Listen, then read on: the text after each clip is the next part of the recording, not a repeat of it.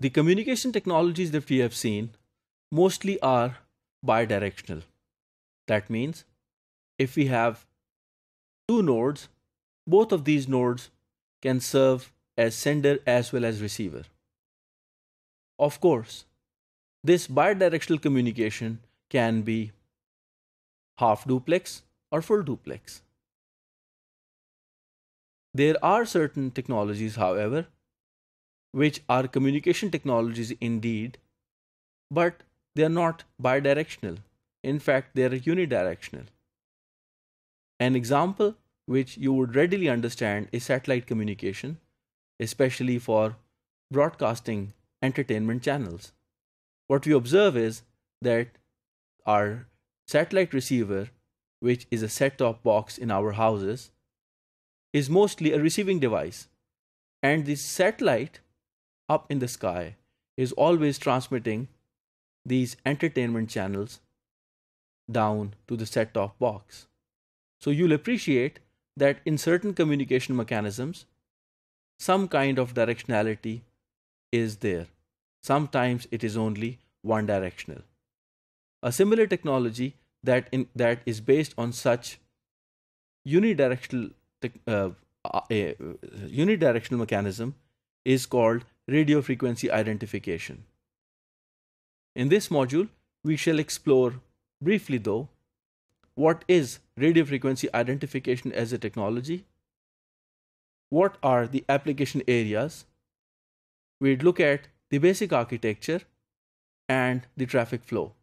These things would help you determine the most appropriate model and corresponding design of the simulation that you wish to perform in order to assess the radio frequency identification technology. As the name suggests, we identify and localize the objects using the radio frequency. These devices communicate in the RF range with a reader. Basically, there is a tag which is pasted on an object which needs to be identified and located, and then there is a reader that sends a radio frequency wave, and the tag echoes it back using a phenomenon called backscatter communication. Using this mechanism, like throwing a ball against the wall and knowing if there is a wall at all. So, RFID technology is essentially a presence determining technology and object identification technology. However, when we get to know that there is a particular object within our proximity, we still do not get to know its precise location. The application areas of radio frequency identification are huge and are growing as we speak. For instance, you might have seen when you travel the airline baggage identification, which is pasted on your luggage, uses barcodes. Barcode is a technology which is based on a barcode scanner. If this barcode scanner and this barcode are replaced by RFID tag and RFID reader, it would help and it would obviate the need for putting the scanner right in front of the barcode. As long as the RFID tag is within the range of its reader, it can be detected even if it is not exactly in the line of sight. Let's look at the application in sports. If each athlete is wearing RFID tag and if the winner crosses the red strip, the first, the RFID tag of it is going to determine that the athlete has indeed crossed the red strip, the first. The application in ticketing, where you cross a certain pole by using your RFID tag, your parcels which carry RFID tags can pass through a certain security check and you can track it the document tracking, where each of these documents is tagged with RFID tag, and the animal tracking. Similarly, in supply chain, in product authentication, where if you are interested in exactly knowing a perfume that you buy is indeed original, if you have traveled on motorway, you might have come across the E-tag that is exactly based on radio frequency identification, and the keyless entry and the theft control, especially given in modern vehicles. So you see that the application areas or RFID are numerous.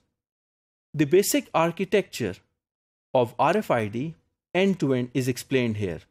Let's see, we have a tag here. This tag can be active or it can be passive. The tag particularly shown here is not without a battery, so we can safely assume that it's a passive tag. The reader, using its antenna, sends it a wave, and the tag reflects it back using backscatter communication. The reader notifies the RFID middleware server that the tag has been detected. So both the location and identification of this particular tag have been made. This RFID middleware server can then share this information with the host server. This can all happen on the same LAN, or you can imagine that there is an IP cloud here, and any customer can access this IP cloud using the appropriate IP protocol. Using this basic architecture, you can all appreciate that the implementation of RFID tag reader is rather easy. In order to fully understand how the traffic is going to flow, because that would determine the overall efficiency, the goodput, and the throughput of the communication network, you must understand how the traffic flows. From the RFID tag to the reader, it is the RFID system software jurisdiction, depending upon its implementation, that is, how quickly it can read a certain tag and what all information it extracts from the tag.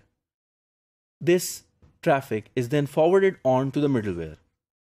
The reader may filter out, may form a beam, or may stop this data from reaching the host computer just because there is no need. So most relevant information is only forwarded and redundant information is kept from being forwarded.